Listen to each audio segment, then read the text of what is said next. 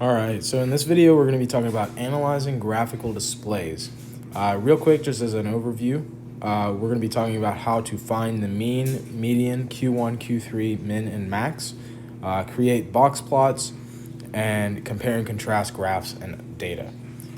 So the first thing we're looking at is points per game for an NBA team, or WNBA team. So it says, the Phoenix Mercury of the Women's National Basketball League had 14 players on their roster in the 2008 season.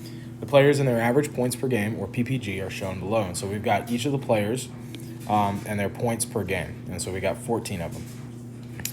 It says the smallest value listed in the data set is called the minimum. The minimum for the data set is blank. Which player has the minimum value? So if we look, I'm going to highlight this minimum. The smallest value is 0.8, and it's owned by Jennifer Derevjanik, if I pronounce that correctly. So who is it? It is Jennifer Derevjanik.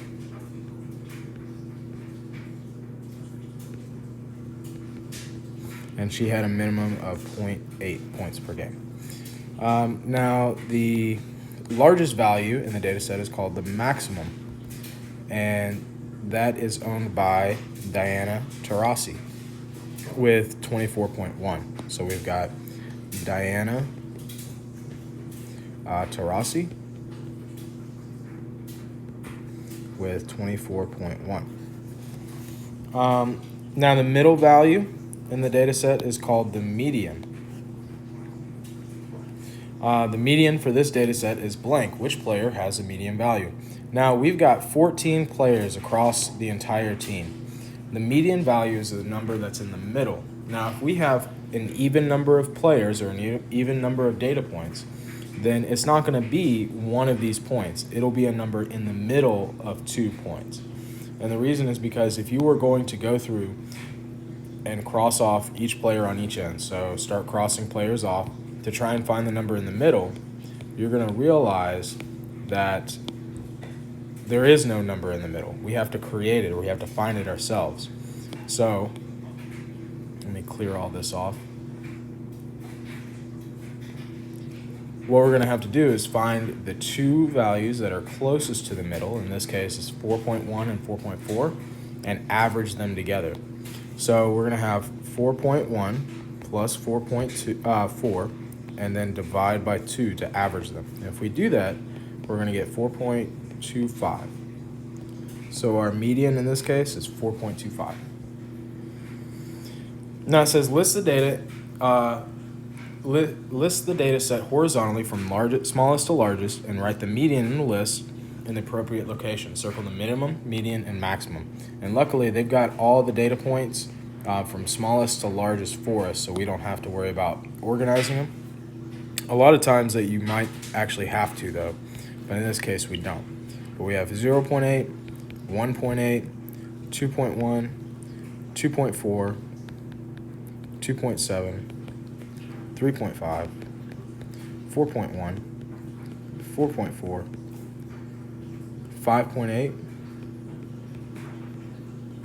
8.3, 10.1, 11.1, 21.2, and 24.1.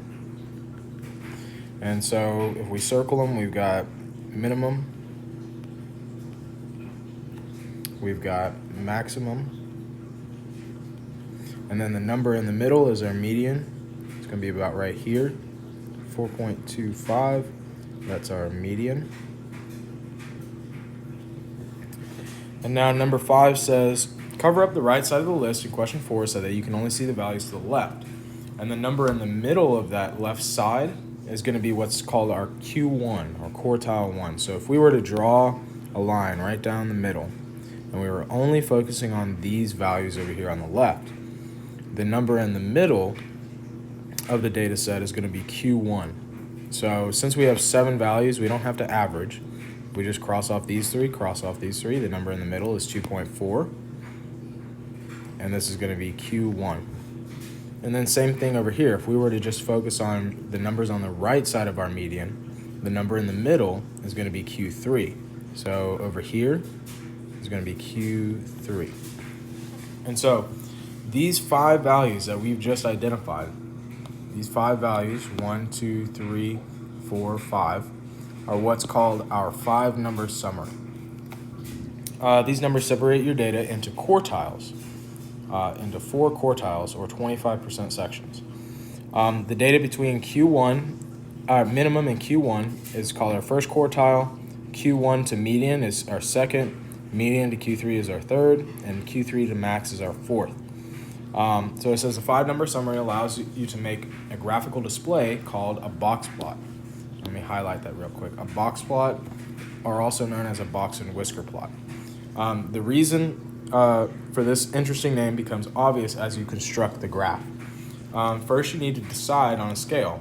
What would be a good scale for these data? To count by ones, tens, hundreds, or something in between. So take a second, think about it. Should we count ones, tens, hundreds, or something else that's not listed?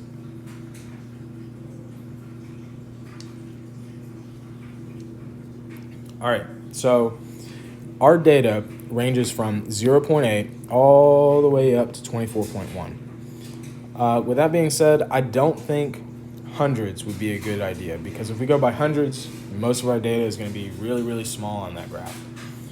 Same thing with tens. With tens, we'd only go up to 30 and be done. So I think something like ones would be a good idea. Something else you could do is twos. You could do fives, something like that. You want to choose a scale that matches your data pretty close.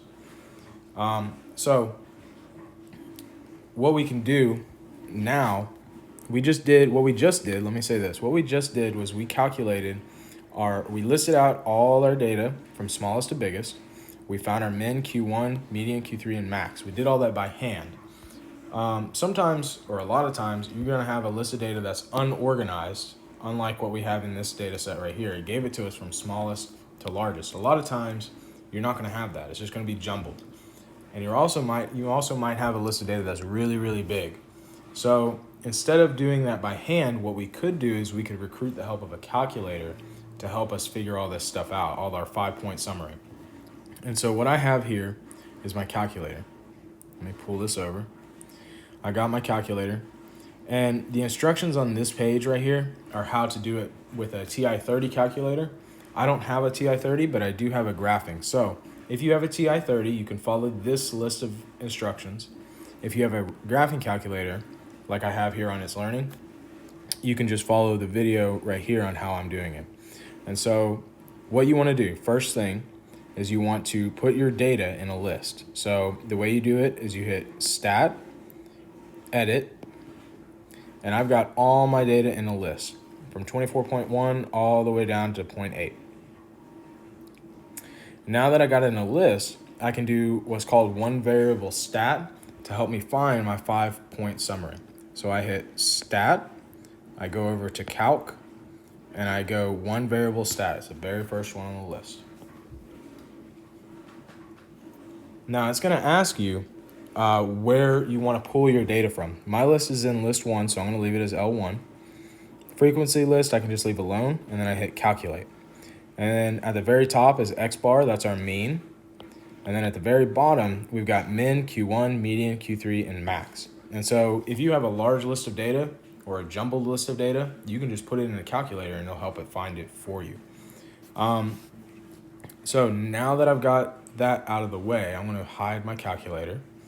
And what I want to do is I want to create a box and whisker plot. So it looks like this. Whenever you construct it, you can see we've got a box in the middle, and we've got 2 whiskers hanging out the sides. That's why it's called a box and whisker plot. Real quick, I'm just going to rewrite my 5-point summary on this page so that way I have it. So I've got min, Q1, median, Q3, and max. Okay. So my min was 0.8. My Q1, let me pull up my page here real quick.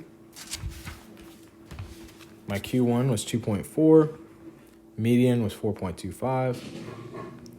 Q3 is 10.1. And max is 24.1. And now remember, we said that we wanted to find a number scale to help graph this data, an appropriate number scale.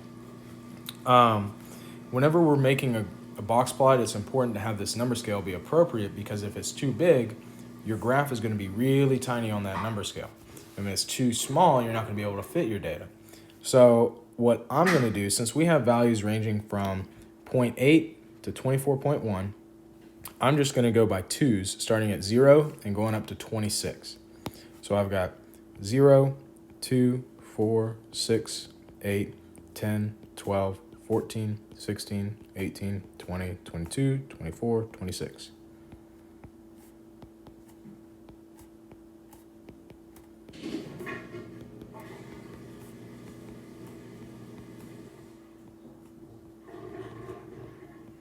Okay. And now I just want to put a line anywhere I have one of my 5-point summaries. So I've got 0.8. It's about right here. I'm actually going to change. About right here. I've got 2.4. It's about right here. 4.25. It's about right here. 10.1. About right here. And then 24.1, which is about right here. Now, I'm going to create a box for the middle part. And then I'm going to connect the others with a line.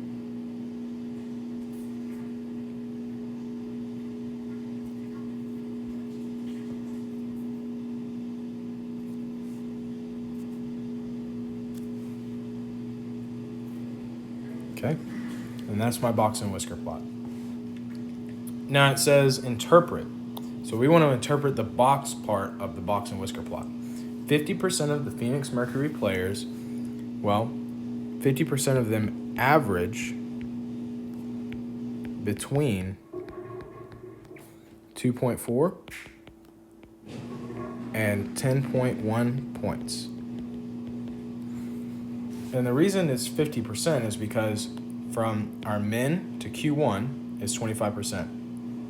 Q1 to median is 25, median to Q3 is 25, and Q3 to max is 25. So from here to here is 25, here to here is 25. So that means this entire box is 50% of our data.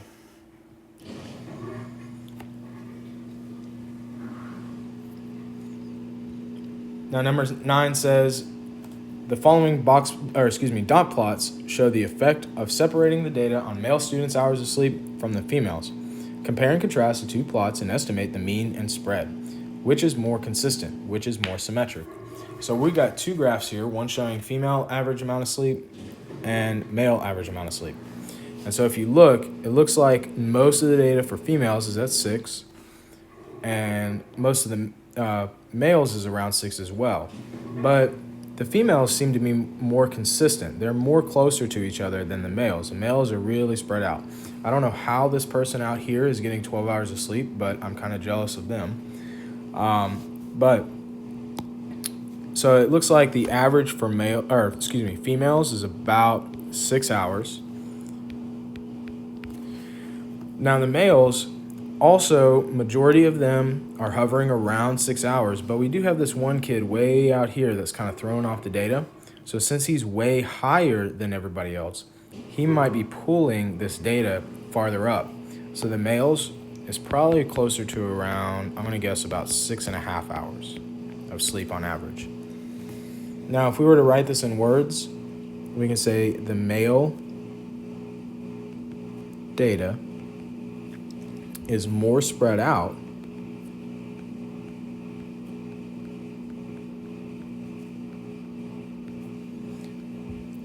which means the female data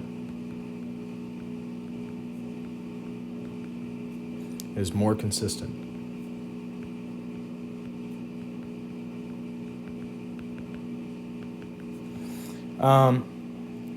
Now, we also said that the females look a little bit more consistent, so we can say females are more symmetric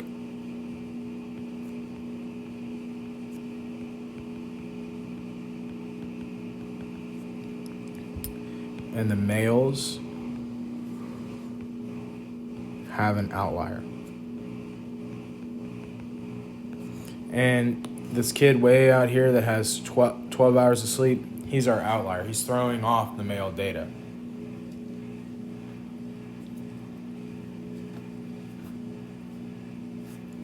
All right, number 10, it says the school newspaper conducted a survey in which 31 randomly selected students were asked a variety of questions.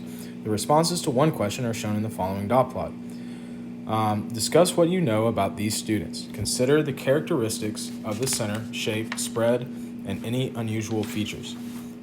So we just want to analyze this graph and see what data it provides for us. So the very first thing I noticed is that most of the students were somewhere between 3.5 and 9 hours of sleep. We do have one kid way out here that got 12, but most is between 3.5 and 9. So I'm going to write that down. So most students sleep between 3.5 and 9 hours.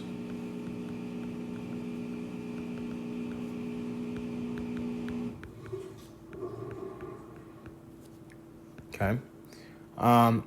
Now, what's the most common amount of hours? Well, if we look at the graph, 6 has the highest amount of students on it. So we can say most common is 6 hours. And if we look at the shape of the graph, what kind of shape does it have? It's fairly symmetric, right? If you were to draw a line on 6 hours, the left side of it and the right side of it are fairly similar, except for this one kid way out here. So what I'm going to say is that it is mostly symmetric.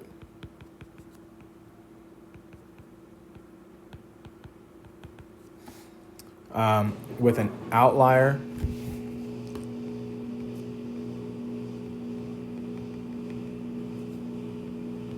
at 12. Okay, so all I'm doing is just describing what's going on with this graph.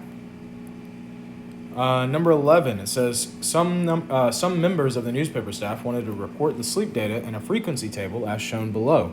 Discuss the advantages and disadvantages of this option. So one of the biggest disadvantages I see of this graph, or this table instead of a graph, is that you can't really see the gaps in the data. It's just a set of numbers. With a graph like this, you can see, oh, most of the students are over here, but then we got this one kid way out here. So it's harder to see those types of things with a table over a graph. So I'm going to write harder to see gaps in data. Okay.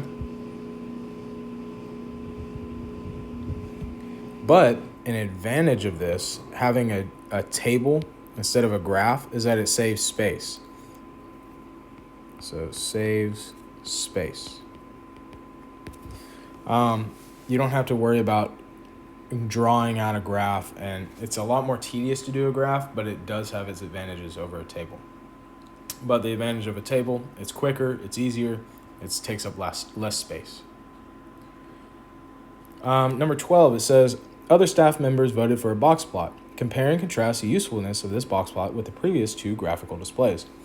So an advantage of this, it's easy to see max and min.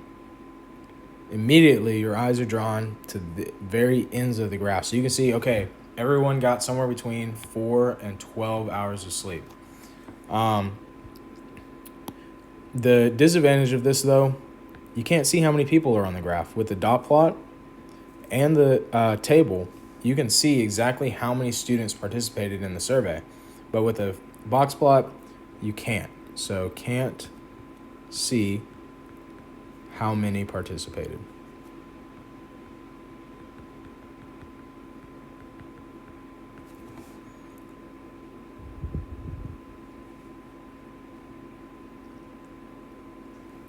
Number 13, it says another group of staffers argued for the following graph.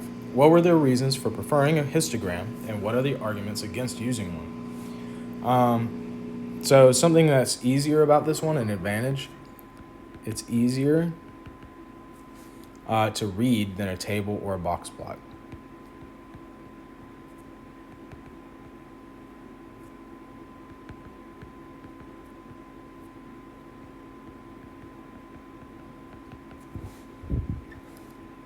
But a disadvantage is that it rounds data.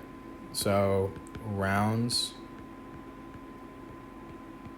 data like table.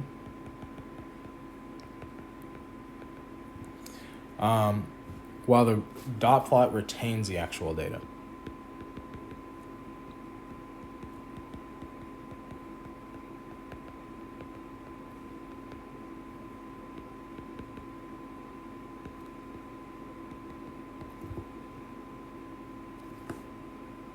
Okay, so these are different ways that you can represent data. Histogram, box and whisker plot, a table, a dot plot. Each one has its advantages and disadvantages, and it just depends on what data you're looking at and whether you prefer one over the other to represent your data.